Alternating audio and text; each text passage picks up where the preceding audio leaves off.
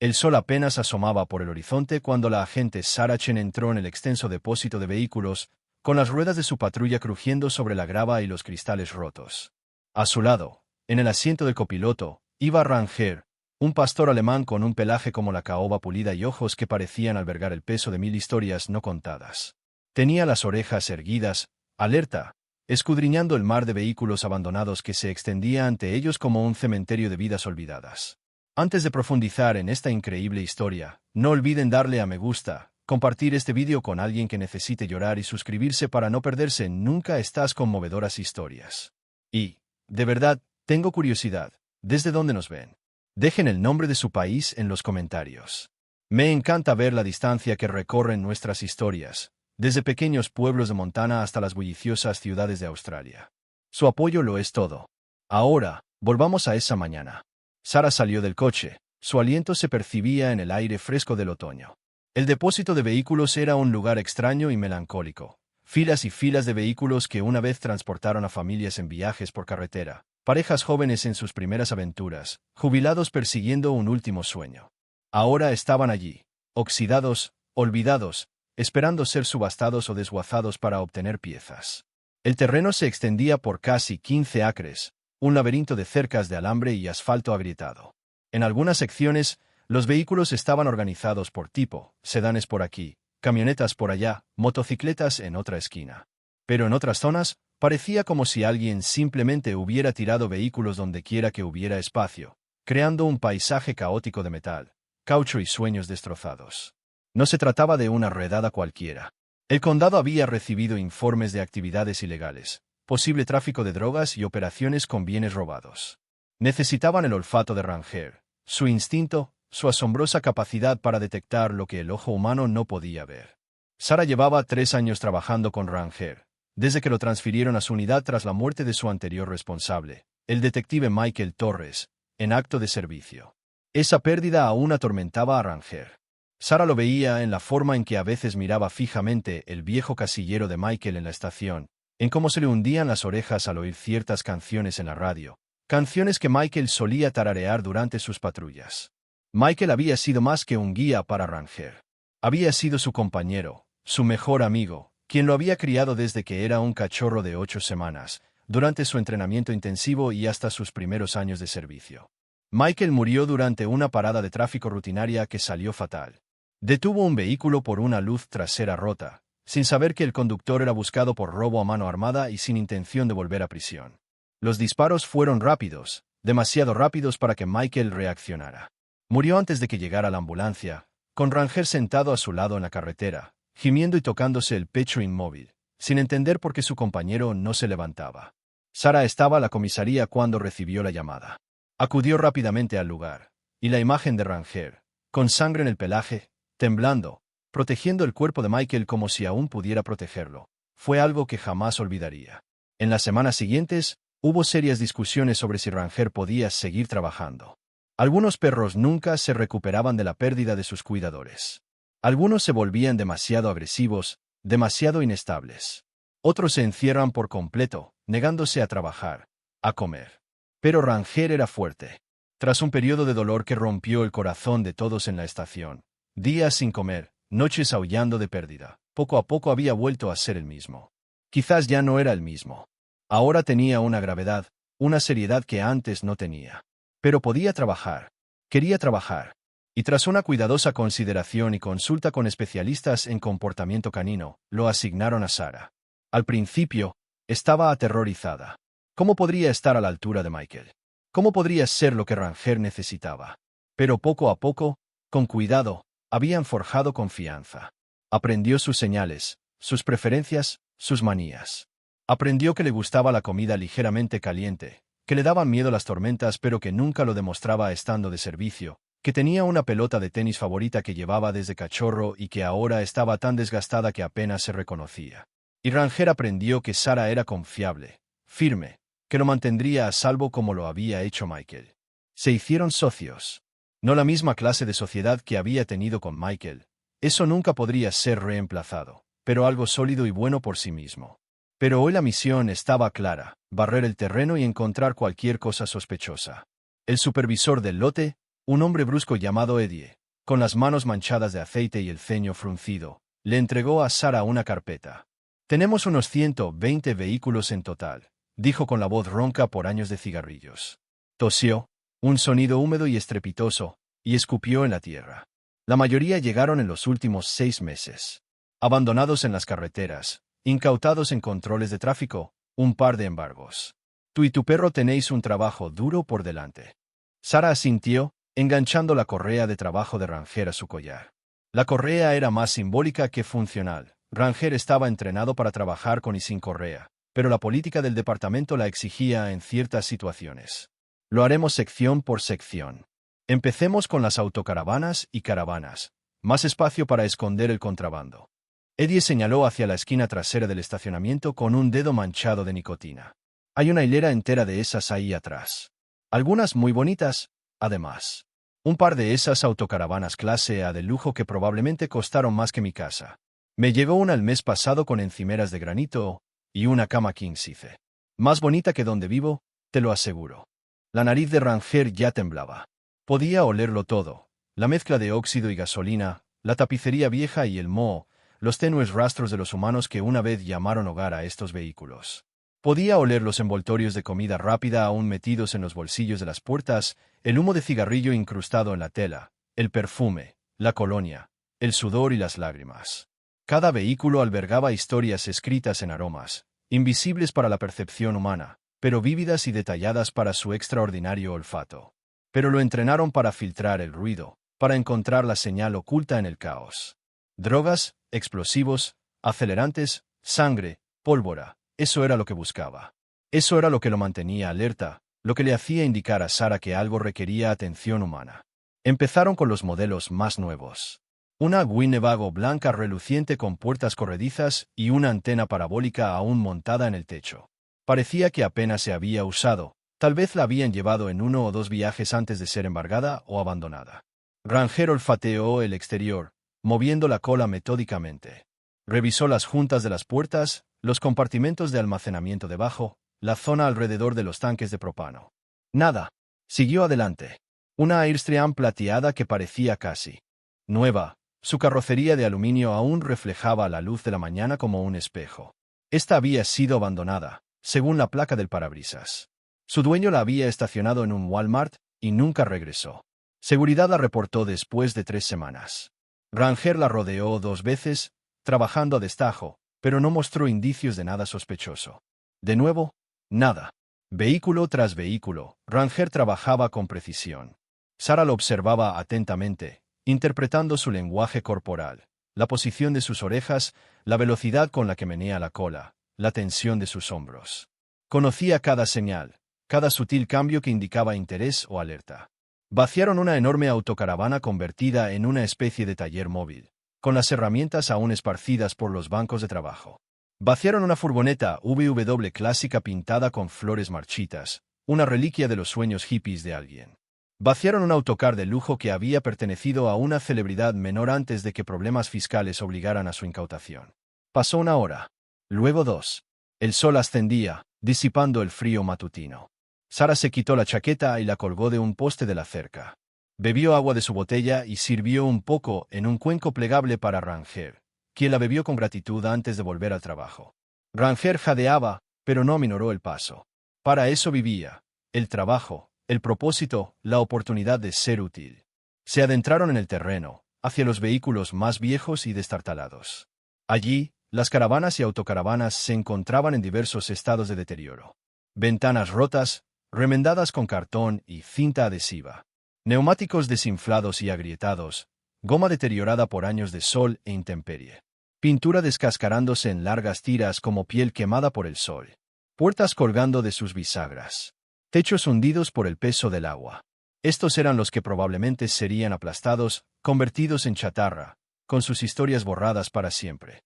Eddie se había alejado, probablemente a su pequeña oficina a fumar y ver telenovelas en su viejo televisor. Sara estaba sola con Ranger y los fantasmas de 100 vidas abandonadas. Se preguntó sobre los dueños de estos vehículos. ¿Habían empezado con sueños de aventura? ¿Habían planeado viajar por el país, ver el Gran Cañón, Yellowstone y la carretera de la costa del Pacífico? Se habían imaginado fogatas bajo cielos estrellados, café por la mañana con vistas a las montañas, libertad sin hipotecas y trabajos de 9 a 5. ¿Qué había sucedido para que se dieran por vencidos? ¿La ruina financiera? ¿La enfermedad? ¿El divorcio? ¿La muerte? Cada uno de estos vehículos representaba un sueño postergado, un plan que se había desmoronado. El ritmo de Ranger empezó a cambiar. Su nariz se elevó, captando algo en la brisa. Sus orejas giraron hacia adelante, fijas en un objetivo. Sara sintió que se le aceleraba el pulso. Había aprendido a confiar en esos momentos, cuando la actitud de Ranger pasaba de la búsqueda metódica a la caza concentrada. ¿Qué pasa, muchacho?, preguntó suavemente, moviendo instintivamente la mano para posarla en la radio que llevaba en el cinturón. Ranger pasó junto a una hilera de caravanas relativamente intactas. Había un modelo Coachmen con un toldo alegre, aún extendido y hundido por la lluvia acumulada. Una Haico con calcomanías descoloridas de montañas y árboles, con un mapa de parques nacionales pintado en un lateral. Una pequeña caravana con forma de lágrima que parecía hecha a mano, hecha con cariño por alguien con más entusiasmo que habilidad de carpintero. Cualquiera de estas podría esconder contrabando. Pero Ranger las ignoró a todas. En lugar de eso, se dirigió directamente a la esquina más trasera del estacionamiento, a una sección que Eddie había llamado los chatarra, vehículos tan deteriorados que apenas eran reconocibles. Y allí, casi oculta detrás de una camioneta sin ruedas y con el parabrisas destrozado, estaba la caravana más patética que Sara había visto jamás. Era antigua, probablemente de los años 70, a juzgar por su forma cuadrada y el estilo de sus pequeñas ventanas rectangulares. El tipo de caravana frente a la que posaban las familias en fotografías antiguas, con los niños sonriendo de emoción por su acampada, los padres con aires de orgullo por su inversión en libertad de movimiento. El exterior quizás había sido blanco en su día, pero ahora era un mosaico de óxido, suciedad y algo que podría haber sido musgo que crecía en los bordes inferiores, donde se había acumulado humedad. El óxido se había corroído en algunos puntos, dejando agujeros en las delgadas paredes metálicas. Una de las ruedas faltaba por completo, dejando esa esquina precariamente apoyada sobre bloques de hormigón que parecían a punto de desmoronarse en cualquier momento. La puerta estaba entreabierta, con las bisagras corroídas y rotas, sujeta por lo que parecía ser solo determinación. Las ventanas estaban tan sucias que eran opacas. Décadas de polvo y mugre creaban una barrera que impedía ver el interior. Una pegatina descolorida en el parachoques trasero anunciaba un camping que probablemente había cerrado antes de que naciera Sara. De todos los vehículos de este lote, las elegantes autocaravanas, las espaciosas quintas ruedas, las Airstream Vintage bien cuidadas que a los coleccionistas probablemente les encantaría restaurar, Ranger eligió esta caravana, destrozada y olvidada, que parecía un viento fuerte, podría finalmente acabar con ella. Se sentó justo enfrente, sin moverse, sin ladrar, simplemente sentado, rígido y alerta, con la mirada fija en la puerta entreabierta. Su postura era perfecta, la típica posición de alerta canina, cuartos traseros en el suelo, patas delanteras rectas, cabeza erguida y concentrada. Esta era la postura que decía, aquí. Esto es lo que necesitas ver. Esto importa. Entonces vino el gruñido. Era un rugido bajo y profundo que provenía de algún lugar de su pecho. No agresivo, exactamente, sino intenso. Advertencia. Esta era su señal de alerta, la que emitía cuando encontraba algo significativo. Sara había oído ese rugido sobre alijos de drogas, armas ocultas, una vez sobre un compartimento oculto en un vehículo que contenía dinero falso. Ranger no se equivocaba. Cuando alertaba así, siempre había algo. La mano de Sara se dirigió instintivamente a su radio. Chen al despachador. Tengo una alerta en el depósito de vehículos. Solicito refuerzos antes de continuar. La respuesta llegó con un crujido, con la voz tranquila y profesional del despachador. Entendido, Chen. Unidad en camino. Tiempo estimado de llegada, 10 minutos. 10 minutos se le antojaron una eternidad mientras Sara observaba a Ranger mantener su posición. No perdió la concentración, ni siquiera se movió. Sus ojos permanecieron fijos en la puerta, su cuerpo tenso y listo. Su entrenamiento era absoluto. Se quedaría allí sentado durante horas si fuera necesario, manteniéndose alerta hasta que Sara le diera la orden de liberación. Observó la caravana con más atención mientras esperaban. Había algo inquietante en ella, aunque no lograba identificar la razón. Quizás era solo la extrema decadencia, la sensación de que esta cosa había sido olvidada tan completamente que casi había dejado de existir. O quizás era algo más, algo que su subconsciente captaba y que no podía articular. Eddie se había acercado, curioso por el atraco. Estaba masticando lo que parecía un sándwich muy viejo, dejando manchas de grasa en su portapapeles con los dedos. Al ver dónde estaba sentado Ranger, soltó una carcajada que se convirtió en otra de esas toses húmedas. ¿Ese cacharro? Me estás tomando el pelo. Llegó hace 3 meses, abandonado en la Ruta 47. Ni siquiera pudimos remolcarlo bien. Tuvimos que conseguir una plataforma. Me sorprende que no se desarmara en el camino. Pensaba que se caería en pedazos mientras lo transportábamos. ¿Qué sabes al respecto?, preguntó Sarah, sin apartar la mirada de la caravana ni del Ranger. Eddie se encogió de hombros, sacó un cigarrillo y lo encendió a pesar de estar a unos 3 metros de lo que Ranger acababa de identificar como un peligro potencial. Sarah lo miró fijamente, y él se alejó a regañadientes. No mucho. No hay matrícula en el sistema. La placa VIN estaba oxidada, completamente ilegible. No pudimos rastrear al dueño. No había papeles dentro, al menos ninguno que encontramos en el vistazo rápido que hicimos. Supuse que llevaba 20 años tirado en algún campo antes de que alguien finalmente lo moviera o lo remolcara de donde sea que se estuviera pudriendo. Tenía pensado llevarlo a la trituradora, pero la verdad es que está tan lejos que siempre lo olvido. Ojos que no ven, corazón que no siente, ¿sabes?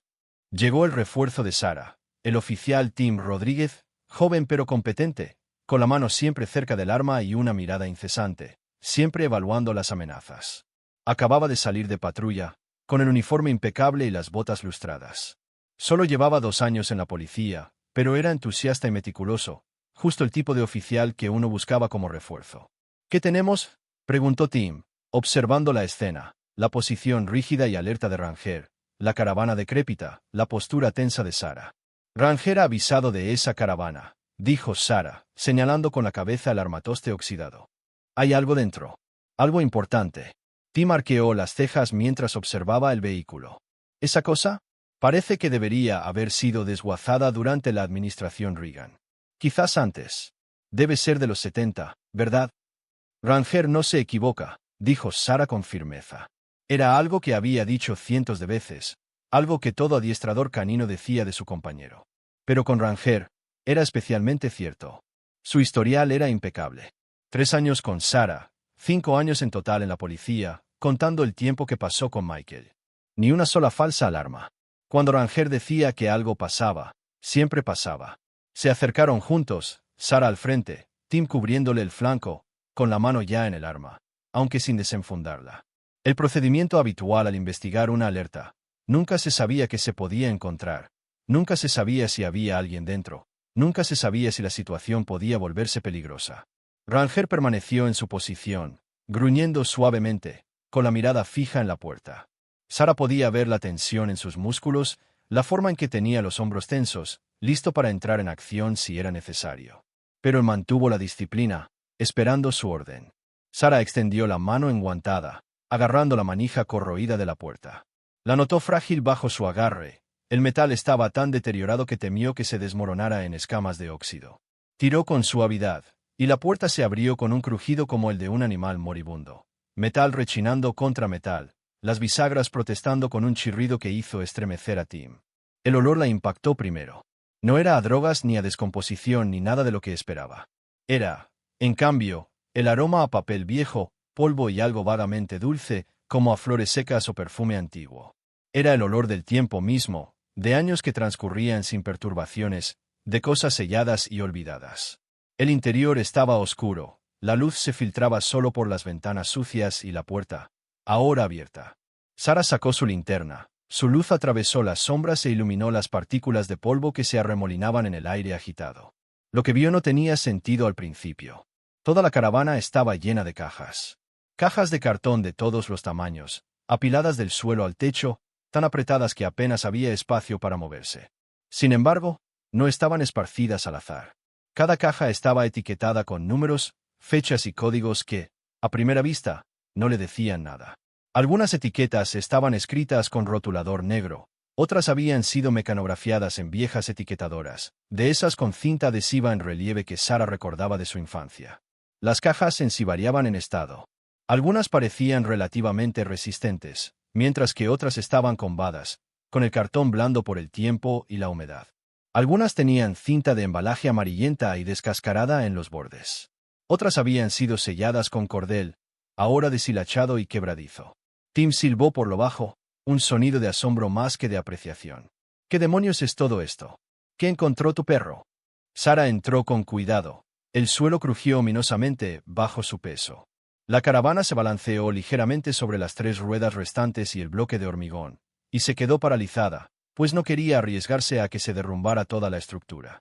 Pero resistió, y se adentró más en el estrecho espacio. Seleccionó una caja al azar, una marcada con 94-217 con un marcador negro descolorido. La fecha debajo era abril de 1994. El cartón estaba quebradizo por el tiempo, la cinta adhesiva estaba amarillenta y descascarada. La levantó con cuidado, era más ligera de lo que esperaba, y la llevó hacia la puerta, donde había más luz. Ella lo abrió. Dentro había cartas. Cientos de ellas, atadas con gomas elásticas que hacía tiempo que habían perdido su elasticidad y se desmoronaban al tacto, dejando residuos oxidados en sus guantes. Los sobres estaban dirigidos a varios nombres, algunos a orfanatos, otros a agencias de adopción, algunos a direcciones en países que Sara reconocía y otros no. Los sellos eran extranjeros, con matasellos descoloridos pero visibles. México, Guatemala, Honduras, El Salvador, Filipinas, Tailandia. Países de todo el mundo, todos representados en esta misma caja. Sacó una carta, le temblaban ligeramente las manos al desdoblar el fino papel. La letra era temblorosa, desesperada, escrita en español. El español de Sara era decente, lo había estudiado en el instituto y lo usaba a menudo en el trabajo, pero tenía que leer despacio para entender. Por favor, se lo suplico, decía. Necesito saber dónde está mi hija. Se llama María Elena Cortés. Se la llevaron hace 3 años cuando solo tenía 6 meses. Me dijeron que tendría una vida mejor, que iría con una familia adinerada, con oportunidades que yo nunca podría darle. Pero no me dicen a dónde fue. No me dicen nada. Solo necesito saber que está a salvo. No quiero llevármela de vuelta. Sé que ahora tiene una nueva familia, pero necesito saber que está viva y bien. Por favor. Soy su madre. ¿Acaso no tengo derecho a saberlo? La carta estaba fechada en 1997. 26 años atrás. A Sara se le encogió el pecho y se le hizo un nudo en la garganta por la repentina emoción. Miró a Tim, cuyo rostro palideció. «Abre otra caja», dijo en voz baja, con una voz apenas superior a un susurro. Tim seleccionó una marcada como 98C089 y cortó con cuidado la cinta vieja. Esta contenía fotografías. Docenas, quizá cientos. Rostros de niños mirándonos fijamente desde retratos escolares, fotos espontáneas, fotos de bebés. Algunas eran fotos profesionales, de esas que se sacan de un estudio con fondos falsos e iluminación tenue. Otras eran claramente instantáneas. Cumpleaños, primeros días de clases, niños jugando en patios o parques. En el reverso de cada foto había información escrita, nombres, fechas, lugares, y luego otro conjunto de nombres, diferentes, con diferentes lugares. Nombres anteriores y posteriores. Nombres de nacimiento y nombres adoptados. Países de origen y nuevos países. La mente de Sara corría, intentando comprender lo que veía. Pasó a otra caja. Esta contenía documentos de aspecto oficial. Actas de nacimiento, documentos de adopción, registros de inmigración, formularios médicos, documentos legales en varios idiomas. Pero algo fallaba en todos ellos. Los sellos se veían raros, ligeramente borrosos, como si los hubieran fotocopiado y vuelto a aplicar. Las firmas no coincidían del todo al comparar varios documentos supuestamente firmados por el mismo funcionario. La documentación presentaba inconsistencias que incluso su ojo inexperto podía detectar, fechas que no coincidían, números de referencia que no seguían ningún sistema lógico, sellos que parecían hechos a mano en lugar de oficiales. Tim, dijo, con la voz apenas un susurro, llama al capitán. Ahora mismo. Y diles que contacten al FBI. Creo que hemos encontrado algo gordo. Muy gordo. Afuera, Ranger finalmente había relajado su postura rígida, pero permaneció sentado junto a la puerta, como si custodiara este descubrimiento, protegiéndolo de volver a perderlo. Sara salió de la caravana y se arrodilló a su lado, pasándole la mano por la cabeza y rascándole detrás de las orejas, en el lugar que tanto amaba. «Buen chico», murmuró. «Qué buen chico. Encontraste algo importante, ¿verdad? Lo sabías». Ranger meneó la cola y él se inclinó ante su caricia, aceptando el elogio. pero su mirada permaneció seria, atenta. Comprendió, independientemente de cómo los perros entiendan estas cosas, que esto era significativo. Lo que Sara aún no sabía, lo que ninguno de ellos podría haber imaginado, era que esta caravana destartalada albergaba los registros de una de las redes de adopción ilegal más grandes de la historia de Norteamérica.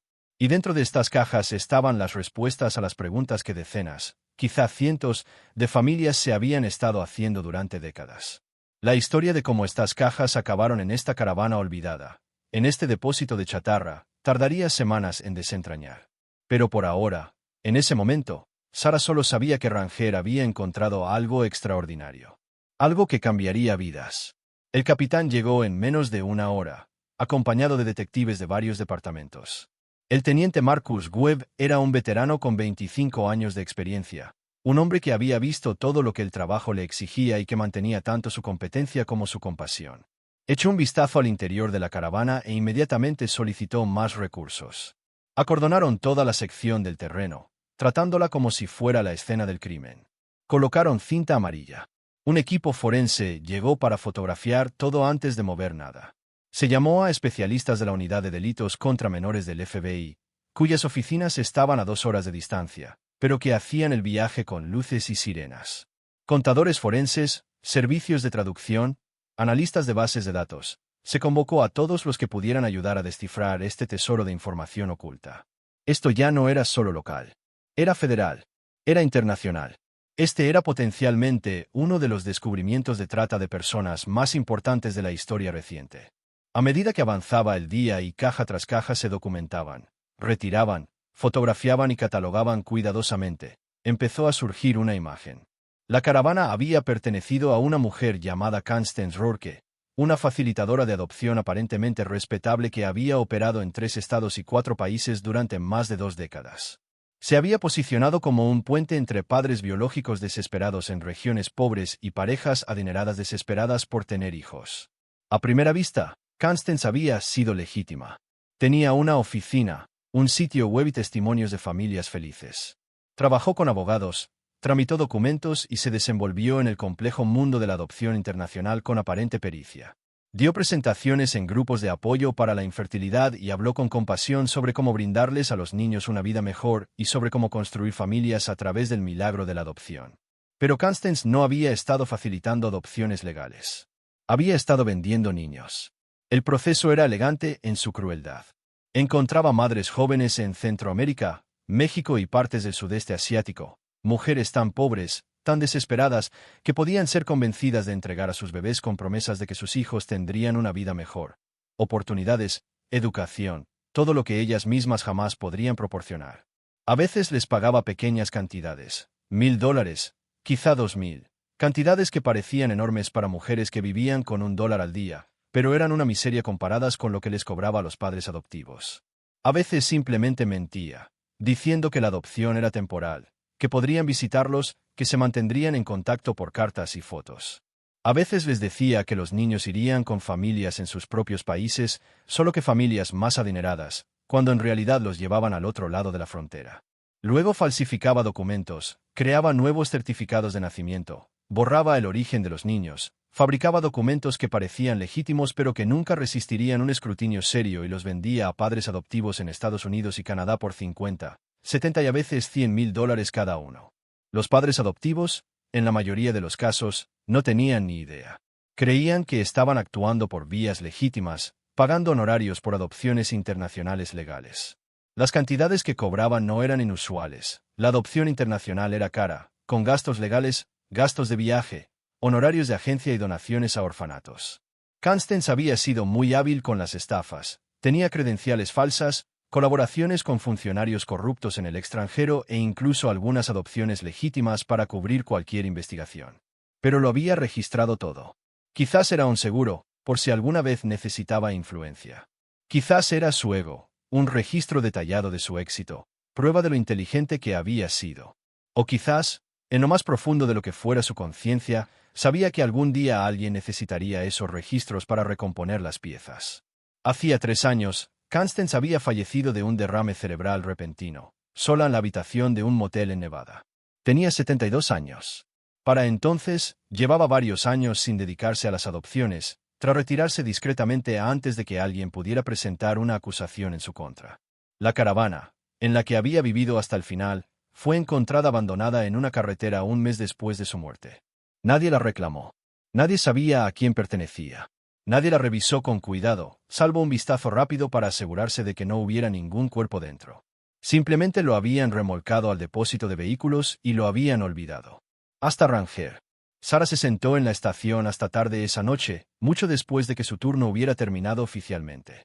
Ranger estaba acurrucado a sus pies, exhausto por el largo día, pero contento. Le había dado premios extra, le había rascado detrás de las orejas durante 10 minutos y le había dicho que era el mejor chico del mundo. Se había ganado una cena de bistec, pero eso tendría que esperar hasta mañana. Por esa noche, los premios premium y los elogios tendrían que bastar. En la pantalla de su computadora estaban los informes preliminares. Hasta el momento, habían identificado los registros de 217 niños. El FBI ya había empezado a cruzar información con bases de datos de personas desaparecidas, registros de agencias de adopción y actas de nacimiento de varios países. Algunos de los niños en estos registros eran ahora adultos de entre 20 y 30 años, viviendo vidas completamente inconscientes de sus verdaderos orígenes. Otros eran aún menores, adolescentes que finalmente podrían descubrir de dónde venían. Y algunos, los más jóvenes, eran niños que habían sido adoptados durante los últimos años de funcionamiento de Constance, niños que aún estaban en la escuela primaria, cuya comprensión total de su identidad estaba a punto de ser cuestionada. Y allí estaban los padres biológicos.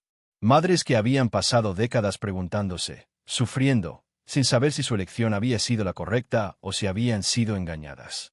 Padres que habían buscado infructuosamente, encontrando callejones sin salida a cada paso. Abuelos a quienes les habían dicho que sus nietos habían muerto, que habían sido adoptados localmente, que se habían mudado, mentiras tras mentiras para encubrir la operación de trata. El teléfono del escritorio de Sarah sonó, sacándola de sus pensamientos. Era la detective María González, de la unidad del FBI, con la voz cansada, pero con un matiz que Sarah no pudo identificar. Esperanza, tal vez. O alivio. O la satisfacción de resolver por fin un misterio que había atormentado a tantos durante tanto tiempo. Hemos encontrado a nuestra primera pareja, dijo María. Una mujer en Honduras.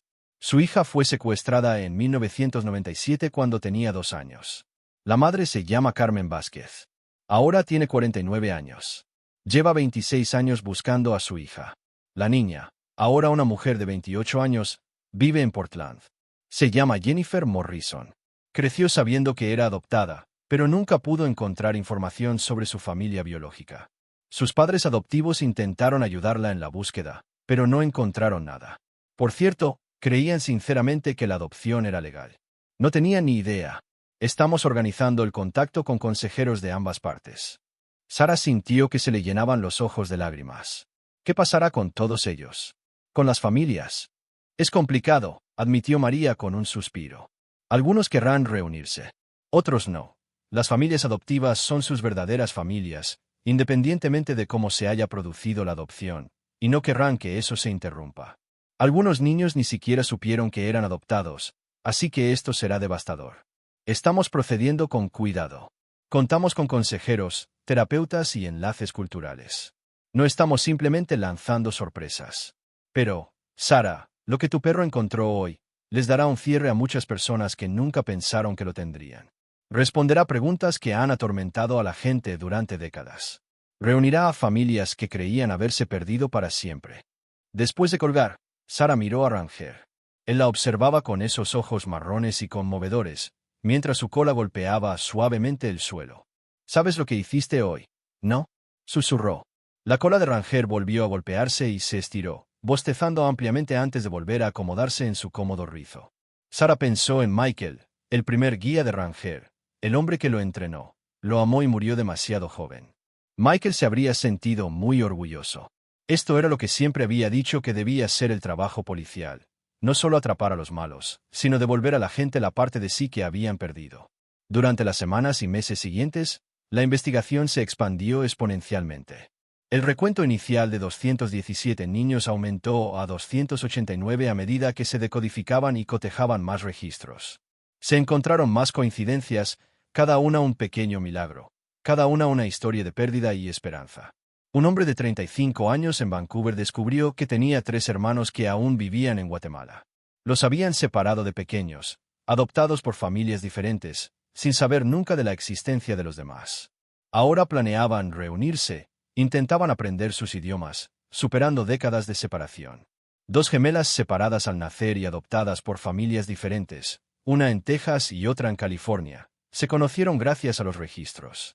Parecían idénticas, tenían gestos parecidos, y ambas se habían convertido en enfermeras sin saber que reflejaban las decisiones de vida de la otra. Se conocieron un martes por la tarde en una cafetería a medio camino entre sus casas, y, según el consejero presente, se tomaron de la mano y lloraron durante una hora entera sin decirse casi nada. Algunas conexiones no necesitaban palabras. Una abuela en El Salvador se enteró de que el nieto que le habían dicho que había muerto de bebé estaba vivo y bien, trabajando como maestra en Ohio. Lo había llorado durante 32 años, había mantenido un pequeño altar con su foto de bebé y había rezado por su alma. Ahora planeaba verlo para contarle historias sobre su madre, su hija, quien había fallecido 5 años antes sin saber que su hijo había sobrevivido. No todas las historias tuvieron finales felices. Algunos padres biológicos habían fallecido, llevándose el dolor a la tumba, sin saber nunca qué les había sucedido a sus hijos. Algunas familias adoptivas se negaron a reconocer la verdad, temiendo que destrozara la única familia que sus hijos habían conocido. Algunos de los adoptados, ahora adultos, no querían saber nada de sus familias biológicas. Sus identidades estaban demasiado arraigadas en las vidas que habían construido como para soportar la disrupción de reconectarse con desconocidos que compartían su ADN. Algunas reuniones salieron mal. Demasiado trauma, demasiados años, demasiadas barreras culturales y lingüísticas que superar. Algunos padres biológicos se sintieron traicionados una vez más, viendo a sus hijos como extraños que no compartían su cultura ni hablaban su idioma. Algunos adoptados se sintieron enojados con sus padres biológicos por haberlos entregado en primer lugar, incapaces o renuentes a comprender las circunstancias y los engaños involucrados. Pero para muchos, el descubrimiento en esa caravana cambió sus vidas en el mejor sentido posible. Sara asistió a una de las reuniones, celebrada en un centro comunitario con la presencia de consejeros y traductores. La sala había sido cuidadosamente preparada. Sillas cómodas, cajas de pañuelos estratégicamente colocadas, agua y café disponibles, e iluminación tenue para atenuar la intensidad del momento.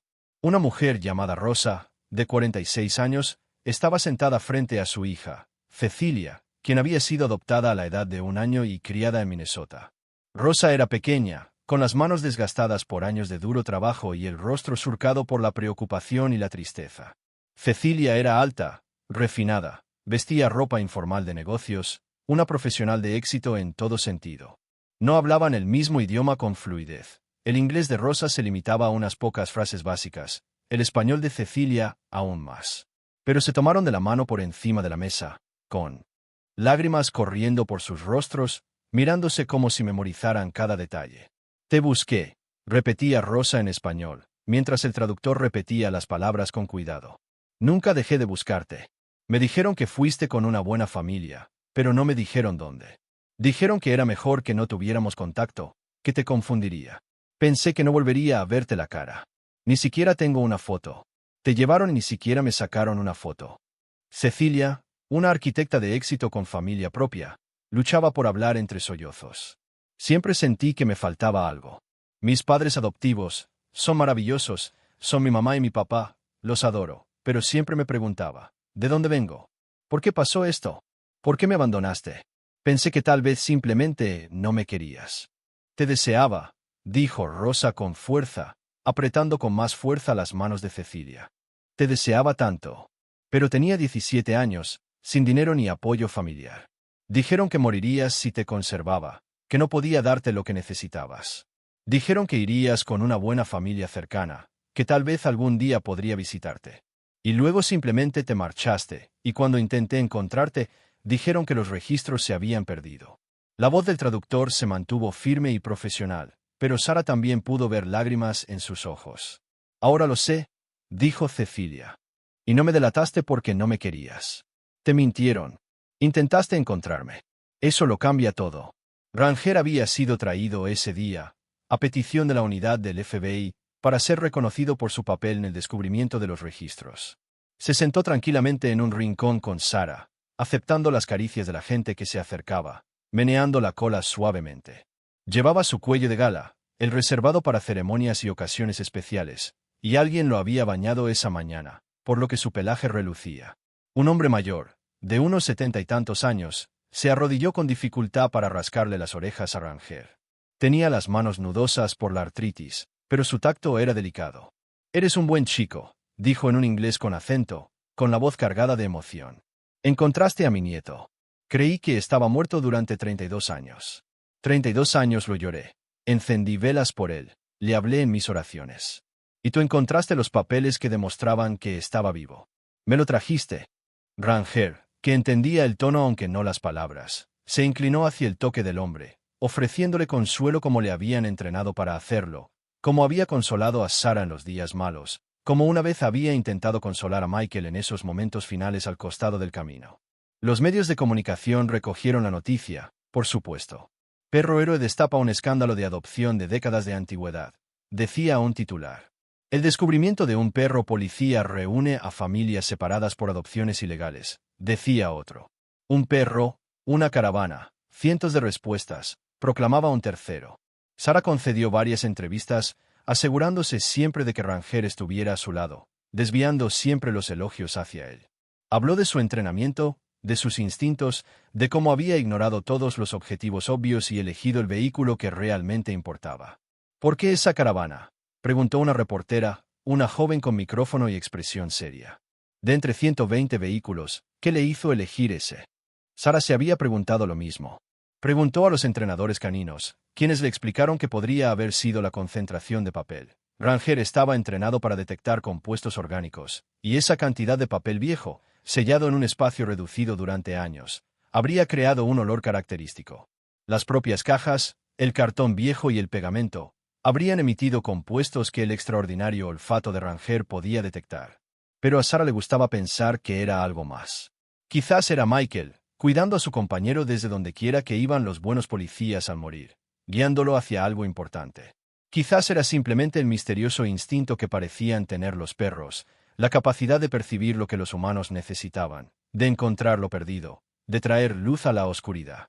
O tal vez, solo tal vez, fue porque algunos descubrimientos están destinados a hacerse, algunas verdades están destinadas a salir a la luz, y solo hizo falta el perro adecuado en el momento adecuado para que eso sucediera.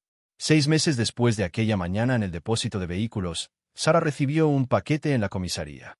Dentro había una manta tejida a mano, de colores vibrantes con un patrón que no reconoció. Formas geométricas en rojo, amarillo, azul y verde, diseños tradicionales que se habían transmitido de generación en generación.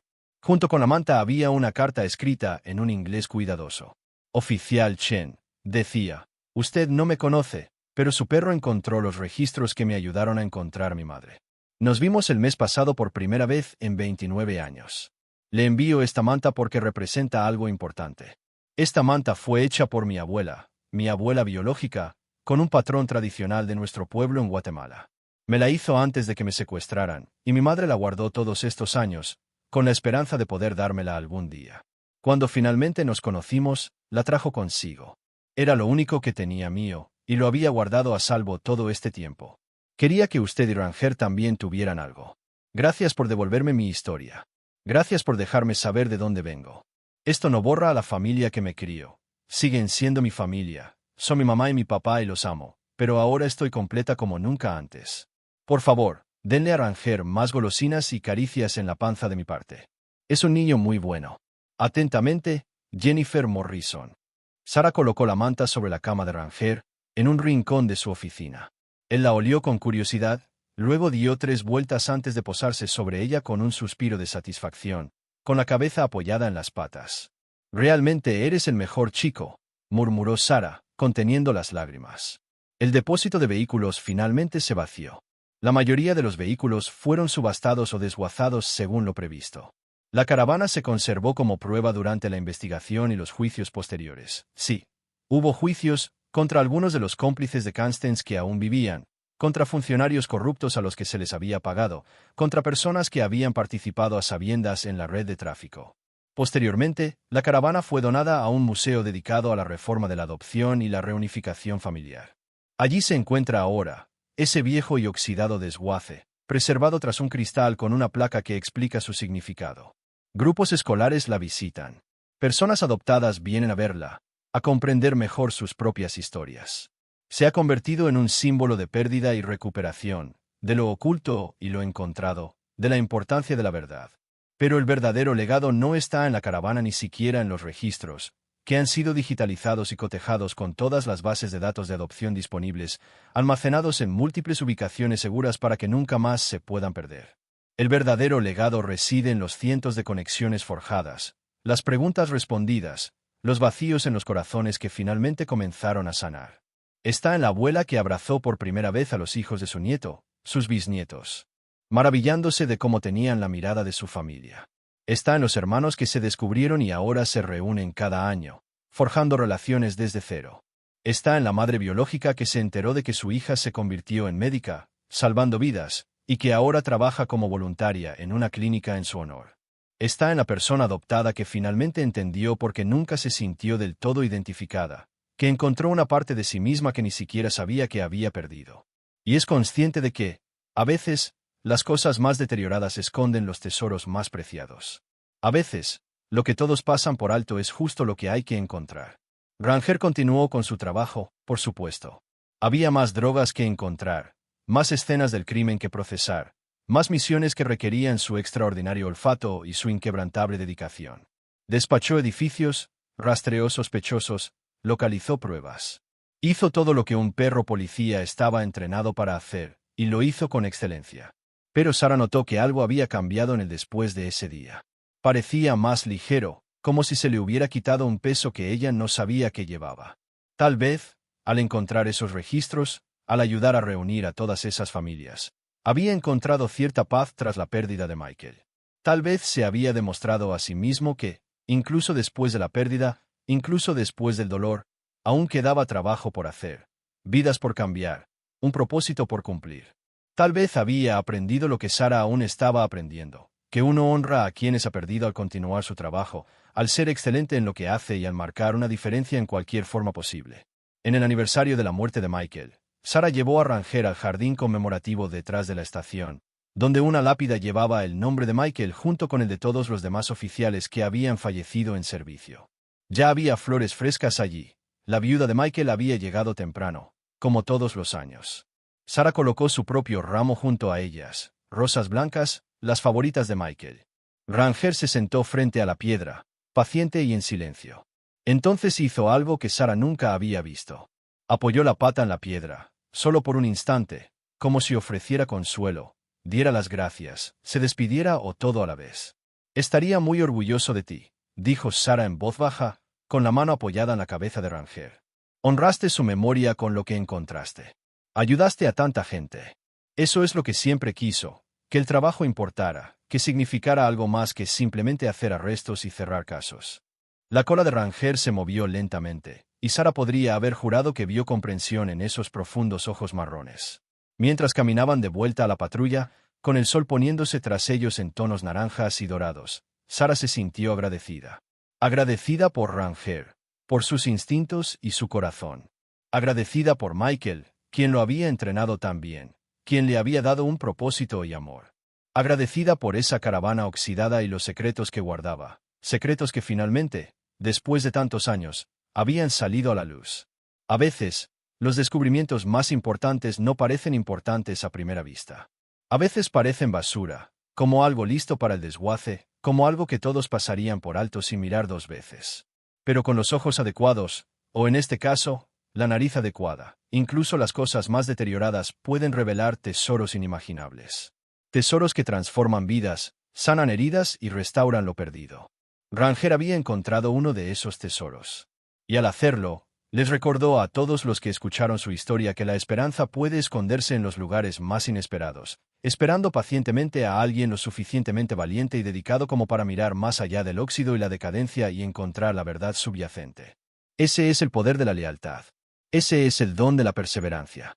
Eso es lo que sucede cuando un buen chico se niega a rendirse, incluso cuando todos los demás ya lo han hecho.